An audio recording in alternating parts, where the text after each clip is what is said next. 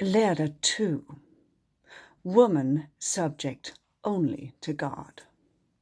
My dear sister, in my last letter, I traced the creation and the fall of man and woman from that state of purity and happiness which their beneficent Creator designed them to enjoy.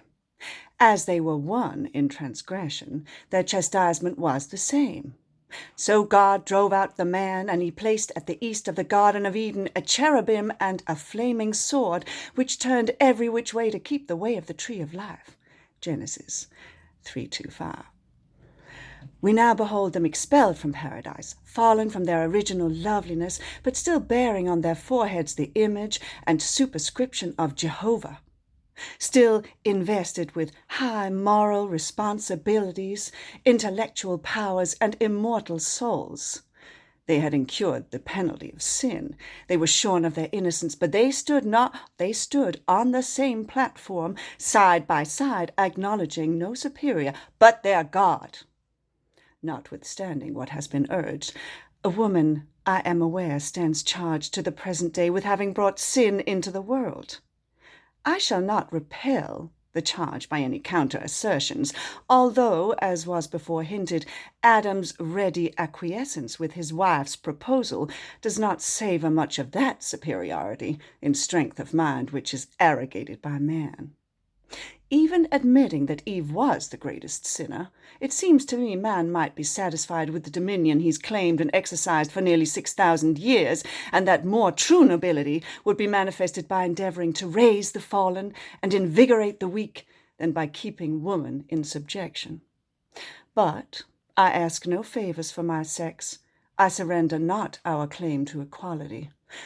All I ask of our brethren is that they will take their feet from off of our necks and permit us to stand upright on that ground which God designed us to occupy. If he has not given us the rights which have, as I conceive, been wrested from us, we shall soon give evidence of our inferiority and shrink back into that obscurity which the high-souled magnanimity of man has assigned us as our appropriate sphere. As I am unable to learn from sacred writ when woman was deprived by God of her equality with man, I shall touch upon a few points in the Scriptures which demonstrate that no supremacy was granted to man. When God destroyed the world, except Noah and his family by the deluge, he renewed the grant formerly made to man, and again gave him dominion upon the earth, and over all the fishes of the sea. Into his hands they were delivered. But was woman, bearing the image of her God, placed under the dominion of her fellow man? Never! Jehovah could not surrender his authority to govern his own immortal creatures into the hands of a being whom he knew, and whom his whole history proved to be untrustworthy of a trust so sacred and important. God could not do it, because it is a direct contravention of his law. Thou shalt worship the Lord thy God, and only him shalt thou serve. If Jehovah had appointed man as the guardian or teacher of woman, he would certainly have given some intimation of this surrender of his own prerogative. But so far from it, we find the commands of God invariable, the same to man and woman, and not the slightest intimation is given in a single passage of the Bible that God designed to appoint woman to man as her instructor. The tenor of his language always is, "Look unto me, and be ye saved, all the ends of the earth, for I am God, and there is none else." The lust of dominion was probably the first effect of the fall, and as there was no other intelligent being over whom to exercise it, woman was the first victim of this unhallowed passion. We afterwards see it exhibited by Cain in the murder of his brother, by Nimrod in his becoming a mighty hunter of men and setting up a kingdom over which to reign.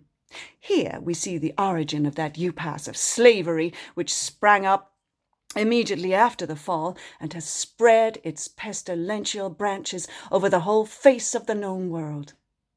All history attests that man has subjected woman to his will, used her as a means to promote his selfish gratification, to minister to his sensual pleasures, to be instrumental in promoting his comfort, but never has he desired to elevate her to the rank that she was created to fill.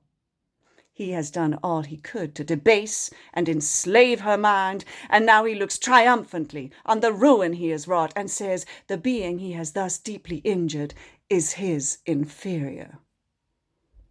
Woman has been placed by John Quincy Adams side by side with the slave, whilst he was contending for the right side of petition.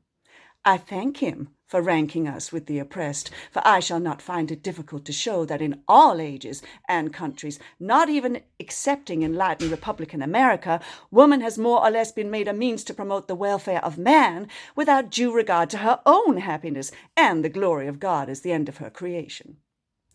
During the patriarchal ages, we find men and women engaged in the same employments.